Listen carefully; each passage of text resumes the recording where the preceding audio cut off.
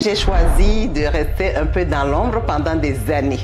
Bien que ça fait plus de 30 ans que je suis ici au Canada, j'avais choisi de faire mes affaires un petit peu discrètement et j'ai bâti graduellement.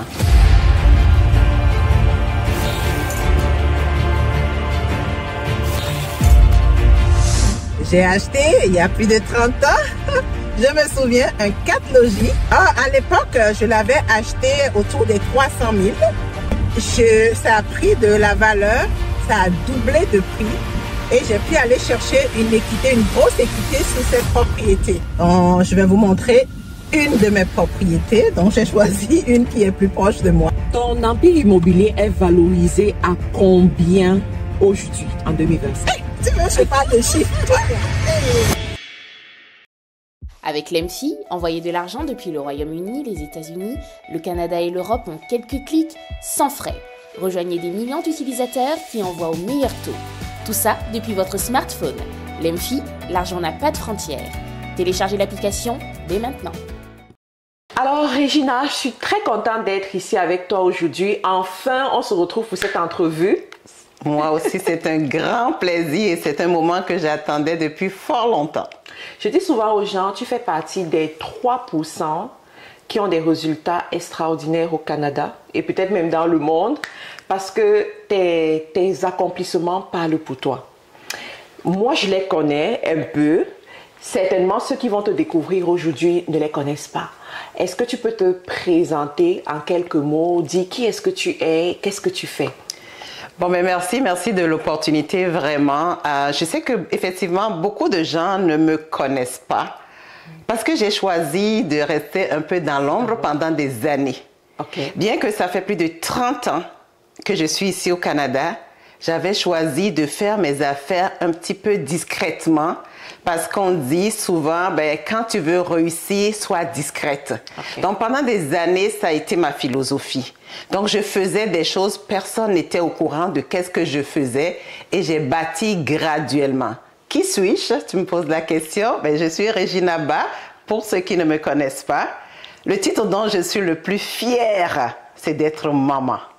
Maman de 3 garde-corps que j'adore, 3 garçons que je rends grâce à Dieu, qui ont aussi excellé. Souvent, les gens me complimentent en disant « la pomme n'est pas tombée loin du pommier ». Le deuxième titre dont je suis très fière, c'est d'être épouse. Épouse d'un magnifique mari qui m'appuie dans tout ce que je fais. Et le troisième titre, que les gens commencent à découvrir, je suis entrepreneur, investisseur, particulièrement dans le domaine immobilier. Et je le fais depuis plus de 30 ans. J'ai su bâtir tout un empire immobilier, je t'en parlerai plus tard. Et le dernier titre, et non le moindre, je suis avocate et directrice au gouvernement fédéral au Canada. Wow. En tout cas, c'est beaucoup de titres, des titres qui forcent le respect. Alors, tu fais partie des professionnels, tu travailles au gouvernement fédéral, ce qui n'est pas toujours facile. D'après ton histoire que je connais un peu, tu as connu une ascension qui ne court pas les rues dans ce gouvernement-là. Est-ce que tu peux nous raconter qu'est-ce qui t'a attiré à travailler au gouvernement? Comment ça s'est passé pour que tu sois des fois surclassé, pour que tu aies des expériences extraordinaires dans ce milieu-là? Je dois avouer que moi-même, par bout, je regarde et ça me surprend. Parce que ça a été, en toute honnêteté, une ascension fulgurante. J'ai étudié une bonne partie à l'université ici, dans différentes universités ici au Canada. Et quand je croise ma cohorte des gens avec qui j'ai fait l'université, il y en a qui me disent « tu as laissé la vague complètement en arrière ». Et dans ma classe, il y avait par exemple beaucoup de Congolais qui vont peut-être se reconnaître dans cette vidéo, qui m'ont surnommé. Ils disaient tout le temps, quand ils me voient, ils disaient « yo leki, yo leki ». Moi, je ne parle pas les langues congolaises. À un moment donné, j'ai demandé à quelqu'un « ça veut dire quoi yo leki ?» Elle a dit « ah, ces gens-là, au fait, ils veulent dire yo leki bango ». Ça veut dire « toi, tu as dépassé tout le monde ». Donc, c'est là que j'ai commencé à réaliser. Et puis, je regardais effectivement autour de moi. Je ne voyais pas beaucoup de gens de ma cohorte. Et sans vouloir me vanter, j'ai réalisé vraiment que je suis à la tête du peloton. Mais je me suis dit, ça vient avec une certaine responsabilité. parce que les gens te voient comme un modèle.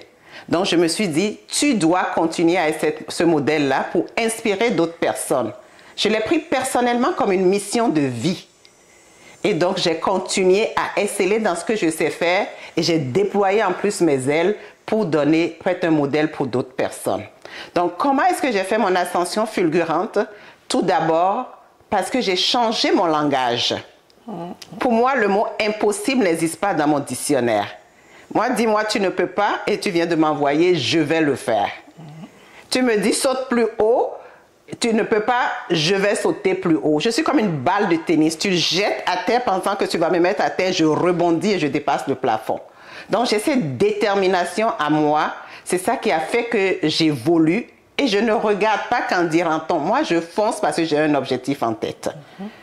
Et mon objectif est très clair. Donner une vie épanouie, d'abord à moi-même, à mes enfants, à ma famille. C'est toujours ce qui a été mon leitmotiv. Donc, c'est ça qui me permet de me drive chaque matin que je me réveille. Donc, c'est avec cette attitude-là que j'ai pu gravir les échelons. J'ai d'abord travaillé dans le milieu communautaire. Et je me souviens très bien comme si c'était hier. Quand je postulais pour un poste, pour un organisme de la région qui s'occupait des personnes immigrantes, on me regardait. À l'époque, j'étais très jeune. Je suis rentrée ici très jeune. Quand je dis que je suis ici depuis plus de 36 ans, je pense que vous devinez à peu près mon âge, mais je ne vais pas vous le dire pour les curieux. OK? Faites les calculs. Donc, faites les calculs vous-même. Et on m'avait dit tout simplement non, parce qu'on trouvait, mais qu'est-ce qu'une jeune fille pouvait venir apporter?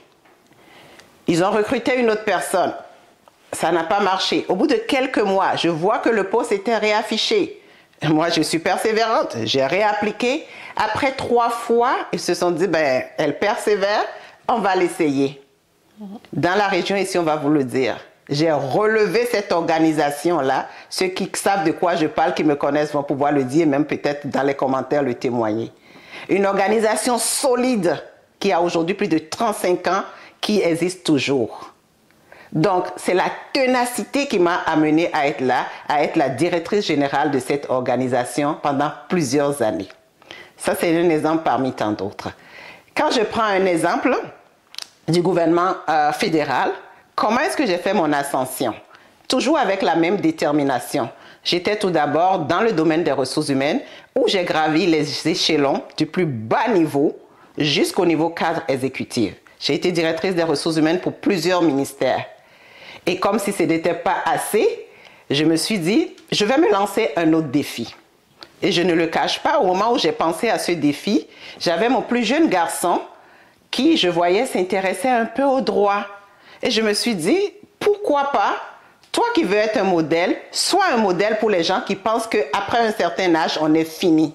Moi, j'ai dit non. L'âge, c'est comme de la maturité, c'est comme du bon vin.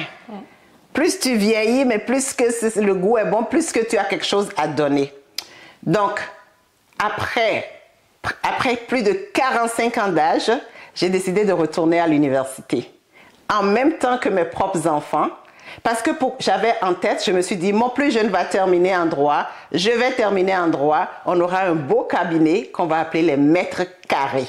Ça veut dire 2 mètres, 2 avocats si vous préférez.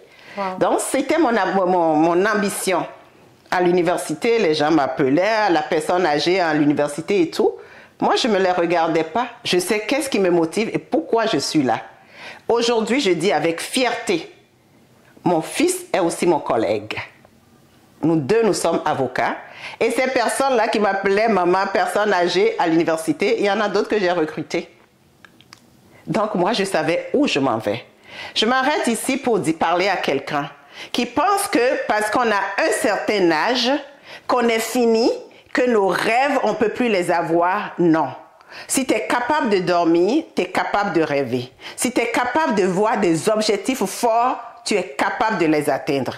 Tout ce que ça prend, tu l'as déjà. C'est ta détermination inébranlable, no matter what. Je continue. Okay. Donc, c'est comme ça que je suis devenue avocate. Et comme je l'ai mentionné plus tôt, j'étais déjà au cadre à la fonction publique.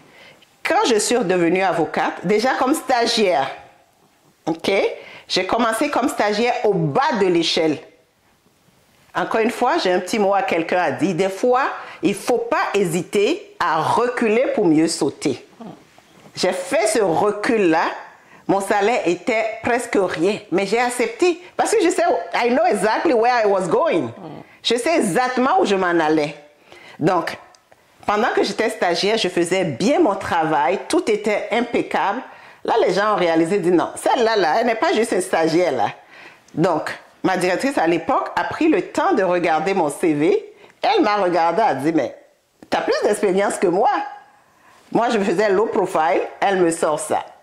Et elle a commencé à m'encourager, à me donner des tâches de plus en plus élevées.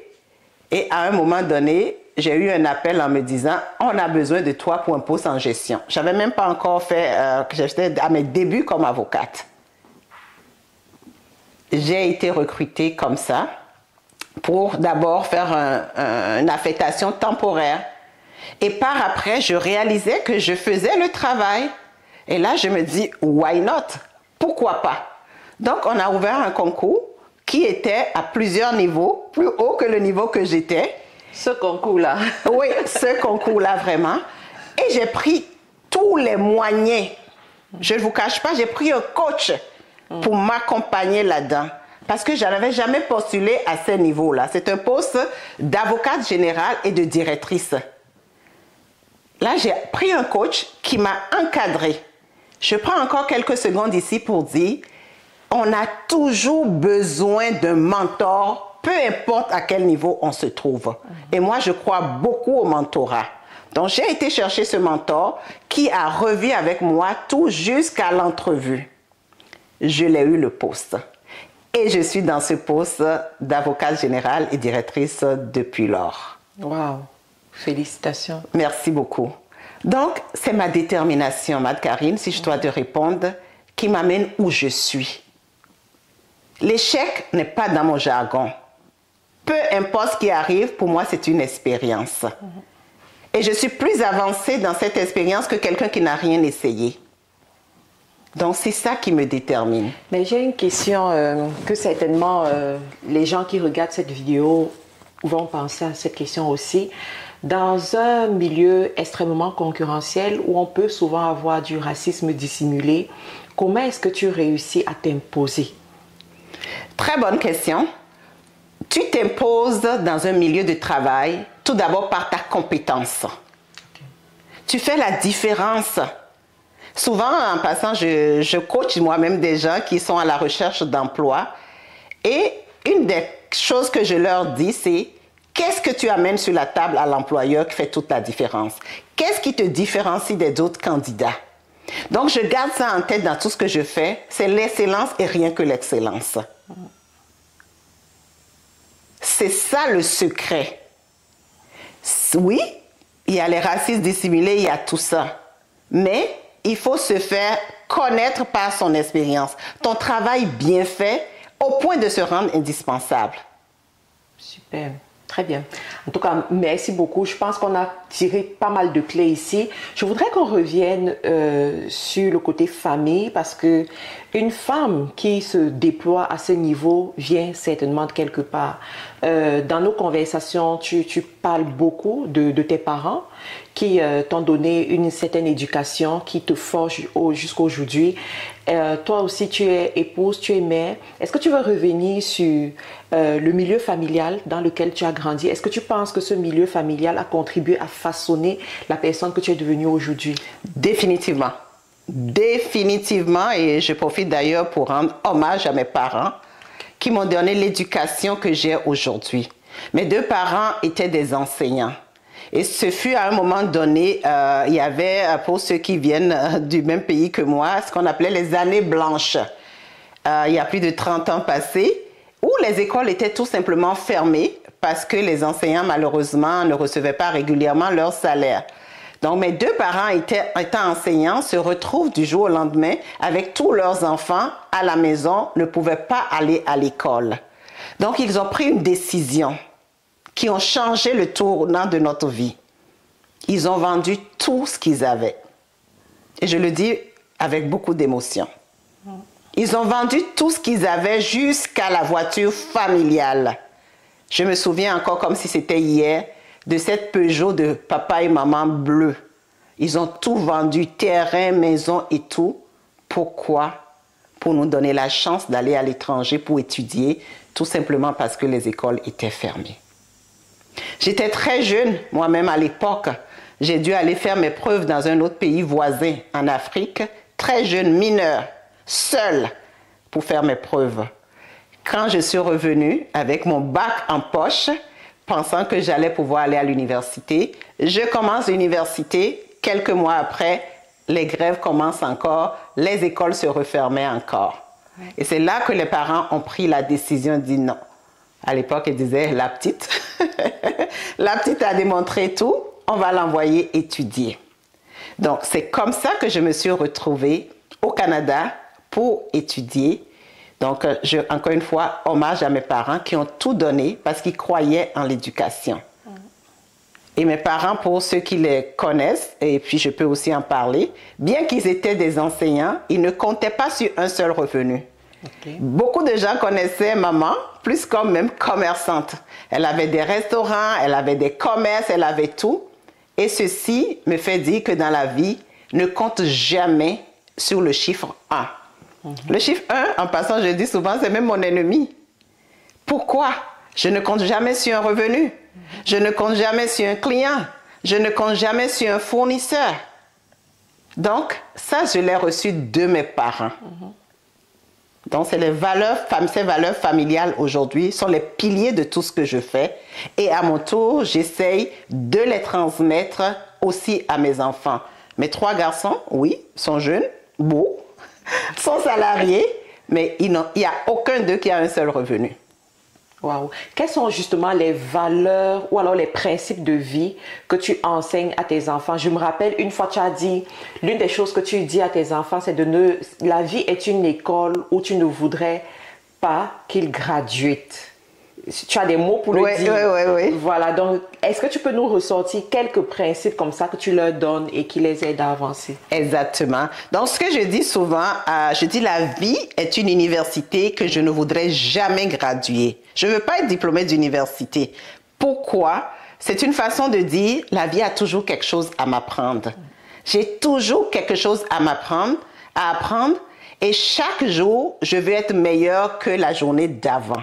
Donc, c'est ma façon d'avoir une certaine ouverture à la vie et à apprendre. Même du plus jeune que moi ou même du moins expérimenté que moi, j'ai toujours quelque chose à apprendre. Donc, c'est une valeur que j'ai inculquée à mes enfants. Et d'ailleurs, mon fils aîné a renchéri ça et m'a sorti une nouvelle expression. Il m'a dit, maman, quand je suis à un endroit et j'ai l'impression d'être la personne la plus intelligente, je quitte cette place-là. Et là, je me suis dit, waouh, il a compris ce que je voulais lui dire. Donc ça, c'est une valeur que j'inculque à mes enfants. L'autre valeur, c'est le respect. Respect non seulement de l'humain, mais le respect de tout ce que tu fais et le respect de ce que tu as. Et je leur ai aussi appris à ne jamais vouloir se comparer avec qui que ce soit. De se comparer avec eux-mêmes et de compter d'abord sur eux-mêmes. Et si de l'aide vient de quelque part, ce serait la cerise sur le sundae, parce que c'est dans les attentes souvent qu'on est déçu. Wow, très bien. Et tout à l'heure, tu parlais de ton époux qui te soutient énormément. Comment est-ce qu'une femme financièrement puissante, qui atteint des niveaux très élevés au niveau professionnel, réussit à avoir les pieds sur terre dans sa maison? Explique-nous, comment tu fais? D'abord, je suis hyper chanceuse d'avoir un mari magnifique. Et d'ailleurs, je profite pour lui faire un petit clin d'œil qui m'appuie dans tout ce que je fais de façon inconditionnelle. Ça, pour moi, c'est inestimable. Inestimable. Et ça aide beaucoup. Cela ne m'empêche pas cependant de connaître ma place d'épouse et de femme à la maison. Mon mari reste le chef de la famille. Donc, bien que j'ai des idées ou quoi, j'en discute avec lui pour avoir son point de vue. Et je peux vous dire, plus souvent qu'autrement, il bonifie même mon idée. Wow. Il me donne certains aspects que moi, je n'ai même pas pensé. que je n'ai même pas vues. Donc, comme on dit, plusieurs têtes valent mieux qu'une. Ça, j'ai cet exemple dans mon couple. Mon mari non seulement m'appuie, m'encourage, mais aide à même multiplier mes idées. Alors, Regina, nous sommes au Canada, qui est considéré comme la terre promise de plusieurs, mais malheureusement, après un certain nombre de temps, beaucoup se plaignent, beaucoup pensent que c'est difficile, beaucoup pensent qu'on leur a vendu un rêve qui ne va jamais se réaliser. Toi, qu'est-ce que tu penses du Canada? Est-ce que tu penses que le Canada reste cette terre d'opportunité ou alors c'est vraiment un mauvais rêve qu'on vend aux gens? Je crois humblement que le Canada reste une terre d'opportunité. Mais il faut savoir ouvrir ses yeux et voir ses opportunités et les saisir. Moi, je suis arrivée très jeune. Et même très jeune, j'ai commencé à voir ces opportunités. C'est ce qui m'a permis d'arriver où j'en suis. Mais s'il y a des personnes qui nous regardent aujourd'hui, qui ont ce rêve de venir s'installer au Canada, je veux leur dire, l'arrivée au Canada se prépare avant d'acheter son billet d'avion et de rentrer dans l'avion. L'arrivée au Canada se prépare là où tu es présentement. Parce que beaucoup de gens viennent, ne se préparent pas, ne s'informent pas et pire, ne savent même pas qu'est-ce qu'ils viennent faire et pourquoi ils viennent. Je pense que c'est des questions auxquelles il faut répondre avant même de venir. Il faut savoir le pourquoi et il faut se préparer. Donc oui, le Canada demeure une terre d'opportunités pour qui sait ouvrir ses yeux, qui sait détecter des bonnes opportunités et qui sait bien s'entourer. Est-ce que tu penses que lorsqu'on arrive au Canada, il faut nécessairement retourner aux études ou alors on peut créer sa société et puis commencer à travailler? Qu'est-ce que tu en penses? Il y a plusieurs opportunités. On peut retourner aux études parce que parfois les études qu'on a faites à l'extérieur peuvent être reconnues comme ça peut ne pas être reconnu. Des fois, on peut avoir ce qu'on appelle l'équivalence des diplômes. Mais quand ce n'est pas le cas, des fois, il ne faut pas se gêner. Je l'ai mentionné un peu plus tôt. Des fois, il faut reculer pour mieux sauter. Pour ma part, je l'ai fait. Je l'ai fait. Je suis retournée à l'université, même à l'âge avancé, pour certains d'autres diplômes. Donc, s'il y a besoin d'aller suivre une formation pour pouvoir atteindre l'objectif qu'on vise, oui, j'encouragerais de le faire. Ce que je découragerais par contre de faire, c'est devenir un étudiant professionnel. C'est-à-dire diplôme après diplôme, et que s'il y avait un diplôme après le doctorat, on va aller chercher. Non. Le Canada est un pays qui valorise beaucoup l'expérience du travail. L'accumulation de diplôme après diplôme, là, on connaît, c'est comme ça marche en Afrique, parce que tout le monde veut être appelé docteur. Mais au Canada, on valorise l'expérience du travail. Donc, ça, c'est un cas. L'entrepreneuriat, il y a beaucoup d'opportunités d'entrepreneuriat ici aussi au Canada. Donc, quelqu'un peut décider d'aller directement dans la branche de l'entrepreneuriat. Et ce qui est encore plus intéressant, l'un n'exclut pas l'autre. Tu peux être aux études, tu peux être en train d'entreprendre, tu peux même être salarié. Tout ça peut se faire ensemble. J'en suis un exemple vivant. À un moment donné de ma vie, j'ai fait tout ça en même temps. Ok. Tu as parlé d'avoir plusieurs sources de revenus, tu en as. Est-ce qu'on peut revenir sur les sources de revenus que tu as eu à mettre sur pied? Je me rappelle une fois, tu as parlé des garderies que tu avais ouvertes pour tes parents, effectivement. Est-ce que tu peux revenir sur cette expérience, s'il te plaît? Oui. Il y a quelques années, quand mes parents sont venus, mes parents sont restés ici au Canada pendant plusieurs années. Et ils étaient déjà à la retraite avant de venir. Donc, vous devinez à peu près vers quel âge.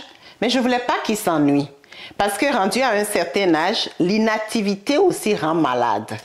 Je ne voulais pas que mes parents tombent dans ce piège-là. Et je connaissais l'amour que mes parents avaient pour les enfants. Et je savais aussi qu'il y avait cette opportunité dans la région où j'habite, la région de l'Outaouais, au Québec, qui avait beaucoup de demandes en garderie, des pénuries. Parce que quand tu appelais une garderie pour mettre ton enfant, on te mettait sur une liste d'attente qui pouvait à l'époque aller jusqu'à 2 ans avant d'avoir une place. Jusqu'à aujourd'hui. Hein. Ah ben tiens, donc jusqu'à aujourd'hui. Donc tout de suite, je me suis dit, il y a une opportunité d'affaires à faire là. J'ai dit, je vais la saisir. Donc j'ai acheté une maison, j'ai tout aménagé comme une garderie où mes 2 parents ont travaillé et accueillaient chaque jour des enfants. Les parents qui amenaient leurs enfants ont beaucoup adoré parce que mes parents s'occupaient des enfants comme si c'était leurs petits-enfants. Donc, ils ont donné cette touche spéciale à leur garderie et ils ont travaillé là-dedans pendant des années. Donc, c'était une belle source de revenus en demande. Donc, ça, c'en est un. J'ai eu à travailler avec d'autres sources de revenus. L'immobilier, par exemple, revenus passifs. Donc, j'achète des immeubles, je les loue et je reçois des revenus de location. Et ça, je continue encore de le faire jusqu'à aujourd'hui, puis je n'ai pas fini de le faire. En tout cas, deuxième partie où on aura la masterclass sur l'investissement immobilier au Canada. Cette dame que vous voyez, c'est toute une école pour l'investissement immobilier. Si tu es ici, que tu es en train de suivre cette vidéo, reste jusqu'à la fin parce que tu vas avoir les clés de comment te lancer dans l'immobilier à partir de rien. C'est-à-dire, on veut que tu sois au Canada au moins. Donc, comment te lancer, comment développer tes activités, comment prospérer et comment bâtir un patrimoine à travers l'investissement immobilier. Entre parenthèses, je veux tout simplement annoncer à ceux de Paris ou de la France tout simplement. Nous serons à Paris le 6 septembre pour la conférence Leadership et Business et Regina sera avec nous. Elle fait partie des intervenants. Ceux qui ont pris leur ticket VIP, vous êtes très bien partis parce que vous aurez un moment VIP avec elle lors de la collation. Et ceux qui seront là, vous aussi, vous pourrez la rencontrer, pourrez profiter d'elle. Dans le 6 septembre, nous sommes à Paris pour cette grande conférence internationale Leadership et Business qui va réunir plus de 500 personnes. 70% des tickets sont déjà partis. Il nous en reste encore quelques-uns. Dépêchez-vous, prenez vite vos tickets. Donc là, Regina, nous sommes en train d'aller dans l'un de tes immeubles. Oui. Tu en as plusieurs dans la région. Et quel a été le déclic pour toi pour te lancer dans l'immobilier et en faire une source de revenus? Au fait, le premier déclic, en toute honnêteté, c'est parce que mes parents me demandaient, quand je suis arrivée au Canada après quelques années, ils me disaient, oh, tu dois construire au pays, tu dois faire ci, tu dois faire ça. Et à un moment donné, j'ai dit, ok, c'est une bonne idée, mais je ne suis pas sur le terrain. J'ai tenté de le faire, mais j'entendais d'autres personnes raconter des histoires d'horreur. On envoyait de l'argent au pays, on faisait construire des maisons, on nous envoie des photos, on vient sur place et aucune maison. J'ai dit, oh non, je ne veux pas avoir ça. Donc, j'ai décidé alors d'acheter quelque chose ici. Et l'idée, c'était de le revendre et à un moment donné, de passer 6 mois en Afrique pour construire là-bas. C'était ça le déclic au début. J'ai acheté, il y a plus de 30 ans, je me souviens, un 4 logis, donc un immeuble avec 4 appartements. Et à peine 2 ou 3 ans après, l'immeuble a été évalué à plus que du double du prix. Okay. Là, je commence à... de combien à peu près? À l'époque, je l'avais acheté autour des 300 000. Okay. C'est plus le cas maintenant. Non, certainement. Et ça a pris de la valeur, ça a doublé de prix. Et j'ai pu aller chercher une équité, une grosse équité sur cette propriété.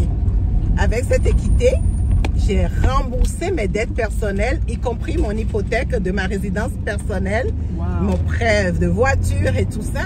Et je suis devenue libre de dettes personnelles. Oui, ça veut dire que tu n'as plus d'hypothèque sur ta résidence principale? Non, zéro. Zéro, zéro, zéro. Donc, ça m'a aidé à être libre financièrement par rapport à ma résidence. Donc, j'ai dit, waouh, c'est intéressant l'immobilier. Donc, j'ai décidé, après avoir vendu ça, il me restait encore, après avoir payé mes dettes, il me restait un peu de liquidité. J'ai commencé à en acheter d'autres.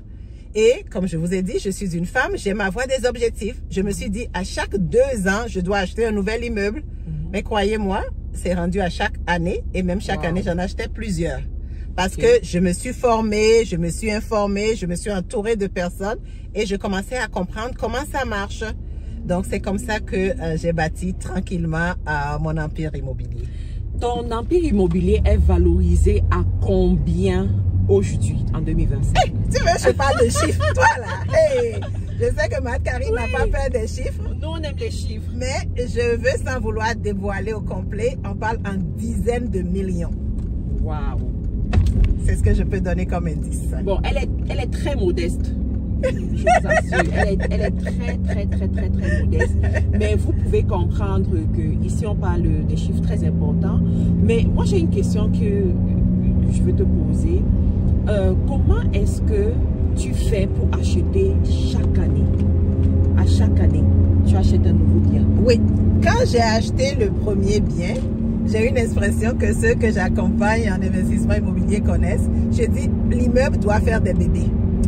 Donc, quand j'achète un bien immobilier, je m'assure déjà de la rentabilité à l'achat ou du potentiel de rentabilité d'optimisation.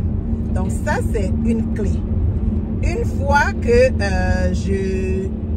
je rentabilise, je choisis l'immeuble, chaque année, normalement, il y a des augmentations de loyer et tout ça.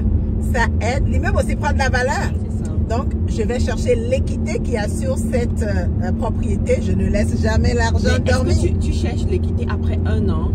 Généralement, 2-3 ans. Okay. Parce que ça, il faut savoir, il a peine d'avoir quelque chose de consistant oui. Pour me permettre d'investir dans un autre immeuble. Okay. Donc, autour de 3 ans, généralement. Très bien. Sauf que tu en as plusieurs. Donc, pendant que l'autre est en train de prendre la valeur, l'autre a déjà atteint un certain niveau. Exactement. Tu as tout compris. Donc, c'est un petit peu comme ça que je réussis à acheter chaque année un nouvel immeuble. Donc, c'est un peu ça mon secret. Donc, chaque immeuble que je possède, je peux vous dire, a un bébé, au moins quelque part. Et donc, c'est comme ça. Mais je veux savoir, comment est-ce que tu t'es constitué ta première mise de fonds pour te lancer? Parce que ça prend quand même d'avoir une mise de fonds. Au Canada, je ne sais pas si à cette époque-là, avec 5%, tu pouvais acquérir ta résidence comme ça se fait aujourd'hui.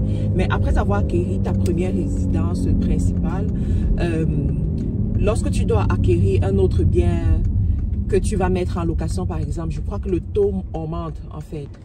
La valeur de la mise de fonds augmente. Oui. Ça quitte de 5% peut-être à 20%. Exactement. Alors, comment est-ce que tu as fait pour avoir ta mise D'abord, ce qu'il faut savoir, ici au Canada, il y a un concept qu'on appelle le concept de résidence principale. Oui. Et toute autre résidence, on les appelle des résidences secondaires. Donc, c'est pour des fins fiscales qu'il y a cette distinction. Donc, généralement, la majorité des gens, la résidence où ils habitent, c'est ça qui est considéré comme la résidence principale. Pour ma part, comment est-ce que j'ai eu la première mise de fonds? J'ai commencé par la résidence principale et ça a pris aussi de l'équité. J'ai été chercher l'équité sur ma résidence principale. Parce que généralement, tu as des gourous de l'immobilier qui te disent non, n'achète pas d'abord ta résidence principale, investis d'abord avant d'acheter ta résidence. Donc toi, tu es d'une autre école alors? Pas exactement. Ça, c'est quand j'avais commencé. Aujourd'hui, fort de mes plus de 30 années d'expérience, si je devais recommencer, je ferais comme un peu ces gourous dont tu parles. Je commencerai par un immeuble locatif. Parce que ici au Canada, tu peux acheter jusqu'à un immeuble comportant jusqu'à 4 appartements en étant propriétaire occupant. Donc, on ne se le cache pas, on laisse les locataires payer notre hypothèque pour nous pendant qu'on s'accumule des revenus. Et à un moment donné, on peut se permettre d'acheter la belle grosse maison et parfois cash. Wow. On revient sur ta mise de fonds. Donc, c'est comme ça que j'ai eu la mise de fonds. Donc, en allant chercher de l'équité à l'époque sur ma résidence principale. Donc, voilà. Et j'avais aussi un peu d'épargne que j'avais aussi. Donc, ne sous-estimez pas vos épargnes. Au moment où je faisais ça en passant, j'étais étudiante. Étudiante et mes petites épargnes aussi ont contribué à ça. Donc, ne sous-estimez jamais les petites épargnes aussi. Wow. Ça, c'est très enrichissant. On y est presque. Oui, on y est presque. Donc, je vais vous montrer une de mes propriétés. Donc, j'ai choisi une qui est plus proche de moi, tout simplement. C'est quoi l'histoire de cette propriété? Cette propriété, je l'ai achetée déjà, ça fait peut-être une dizaine d'années. C'est quand je l'ai visitée, tout de suite, je me suis dit, ça avait un beau potentiel. C'est un immeuble, on va pas rentrer là-dedans, on va rester à l'extérieur par respect pour les locataires parce que tous les appartements sont occupés. C'est un immeuble où chaque appartement a 3 chambres à coucher. Wow. Et c'est pas loin des arrêts d'autobus et un autobus t'amène directement au centre-ville d'Ottawa pour proche de l'université, c'est-à-dire les étudiants aiment bien le coin.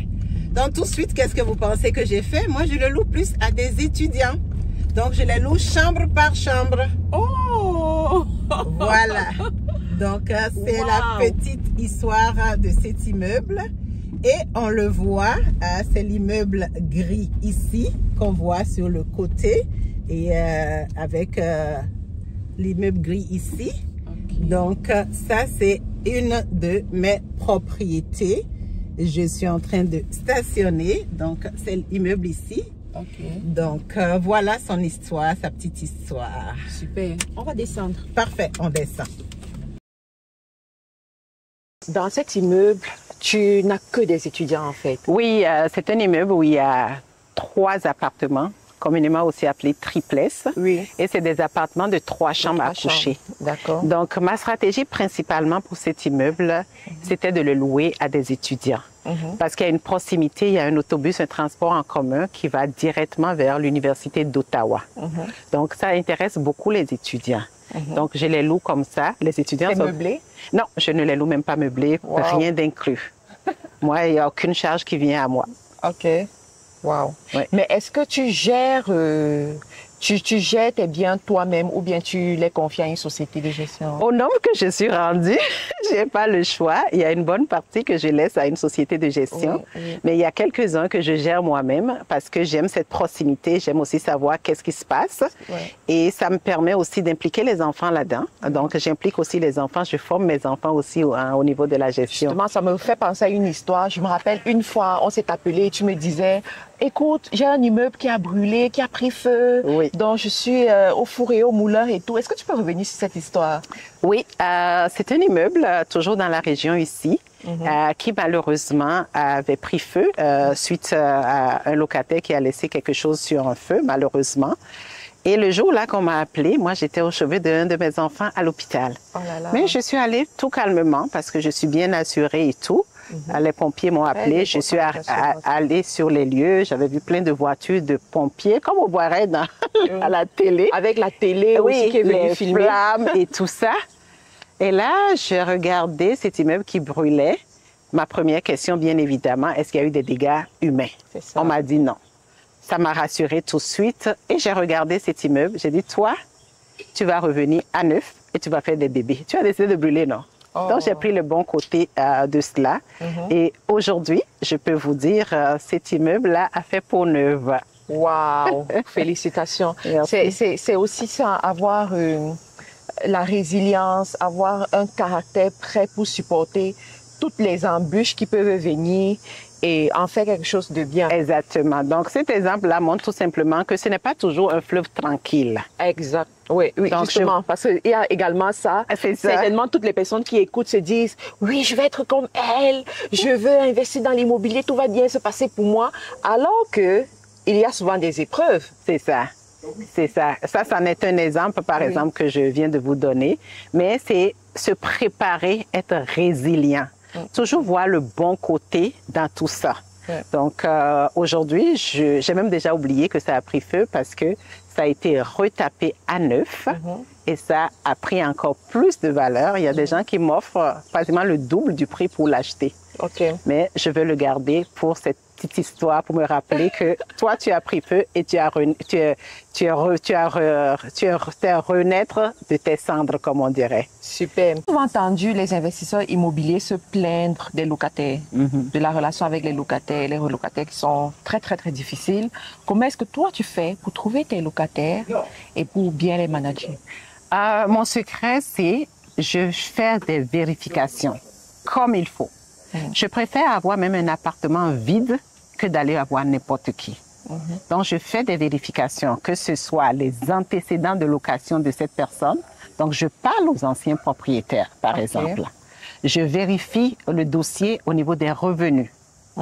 Je vérifie le dossier au niveau du crédit et je vérifie même le dossier au niveau criminel. En plus? Oui. Wow. Oui, très important parce que je veux savoir... Mes immeubles aussi, c'est ma réputation. Et généralement, ce qui arrive, c'est que quand un locataire part, comment je trouve un locataire? Souvent, un locataire va me référer un autre. Parce qu'ils savent que dans tout l'immeuble, ils peuvent rester là en toute confiance parce que les autres locataires ont aussi été choisis méticuleusement. OK. Wow. Ouais. Mais est-ce qu'il est souvent arrivé que tu aies des embrouilles avec tes locataires? Est-ce que c'est à cause de, je sais pas, peut-être une situation qui est arrivée que tu es devenue aussi méticuleuse dans le choix des locataires? En fait, depuis le début, j'ai toujours été comme ça. Dire que je n'ai jamais eu de problème, ce serait vous mentir.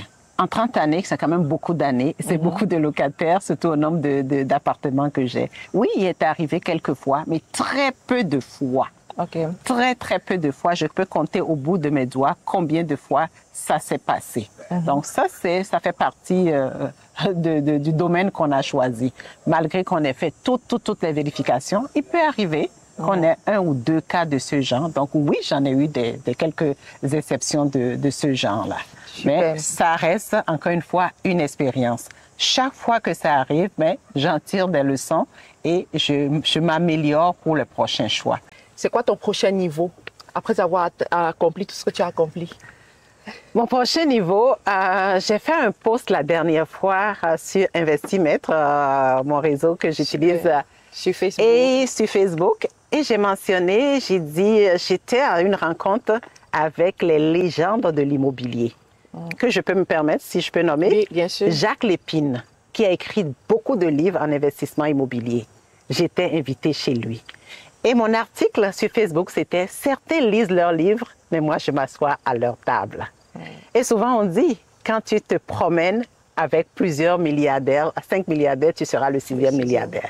Mon ambition n'est rien de moins que d'être ce 6e milliardaire.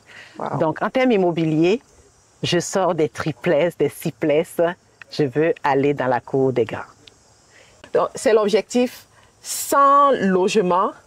Tu as dit? Exactement. Je cherche maintenant à investir dans des gros immeubles qui ont minimalement 100 logements. Wow! Félicitations. Merci. Et j'espère que tu reviendras sur la chaîne pour nous dire comment ça va, comment ça évolue et nous donner aussi des stratégies pour réussir. Vous pouvez compter sur moi parce que moi, je dis toujours, ma lumière n'éteint pas la lumière des autres, elle éclaire le chemin pour les autres. Donc, je vais éclairer pour que d'autres aussi puissent jouir de l'indépendance financière. Et tu vas bien éclairer à Paris. Oui. Le 6 septembre. Le 6 septembre à Paris. Vous n'avez même pas d'idée. Je vais faire exploser la scène.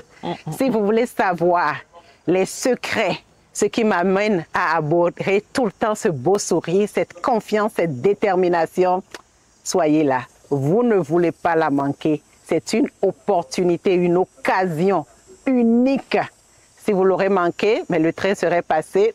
Donc, mais je compte sur vous. J'ai hâte de vous voir en personne. Nous vous donnons rendez-vous ce 6 septembre 2025 à l'hôtel Marriott, situé en plein cœur de Paris pour une conférence exceptionnelle sur le leadership et le business. Nous aurons le plaisir d'accueillir des leaders d'opinion tels que Marthe Karinjakou, Lady Sonia, des conférenciers influents, des entrepreneurs visionnaires qui partageront leurs stratégies, leurs expériences et leurs perspectives sur l'avenir du business. Au programme, des panels inspirants, des ateliers interactifs et des opportunités de réseautage inestimables. Rejoignez-nous pour explorer les tendances actuelles en matière de leadership, découvrir des stratégies innovantes et échanger avec des experts de renom. Réservez votre place dès maintenant et préparez-vous à transformer votre vision du leadership.